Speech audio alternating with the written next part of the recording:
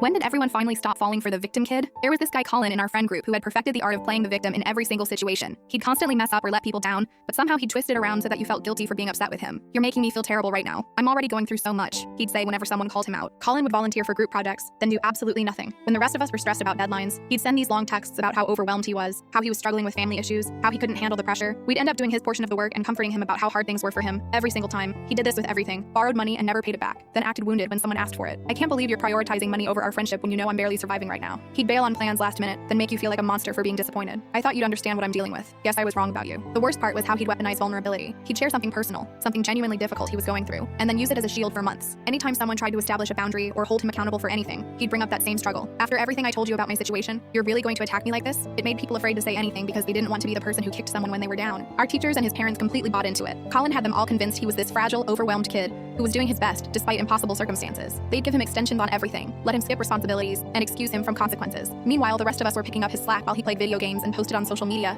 about how exhausted he was from barely surviving. Other people in our grade started noticing the pattern. They'd warn new friends about Colin, but he'd always find people who hadn't seen it yet. He'd trauma dump on them immediately, create this intense bond through shared vulnerability, then slowly start using it against them. This went on for literally our entire high school career. The turning point came during our school's volunteer program. Every senior had to complete 40 hours of community service to graduate. Our group signed up to help run a weekend sports camp for elementary school kids. It was supposed to be split evenly, Saturday and Sunday, 4 hours each day for 5 weeks. Colin showed up the first Saturday and immediately started complaining about how exhausted he was, how he didn't know if he could handle working with kids right now, given everything he was dealing with. The coordinator, Mrs. Patterson, was sympathetic and told him to just do what he could manage. He left after 2 hours. Sunday, he texted the group chat saying he couldn't make it. He was having a really hard day mentally. This became the pattern. He'd show up late, leave early, or skip entirely, always with elaborate explanations about his mental health, his family situation, how guilty he felt about letting us down. The rest of us were covering for him, staying extra hours, doing his rotations. We were all exhausted, but nobody wanted to be the villain who didn't accommodate someone's struggles. Week 5, Colin didn't show up Saturday morning. Sent a text about having a panic attack and needing to rest. Mrs. Patterson asked if someone could check on him since she was worried. Devin volunteered. He drove to Colin's house around 11 a.m. Colin's mom answered the door, confused about why Devin was there. She called Colin down. Colin came downstairs in regular clothes, clearly fine, holding his phone, not in the middle of a panic attack, not struggling to function, just normal. Mrs. Patterson called Colin immediately. Devin was there, so he was on the call too. She asked Colin directly if he was okay, if he needed medical attention given what he texted about the panic attack. Colin tried to pivot, started talking about how panic attacks can pass,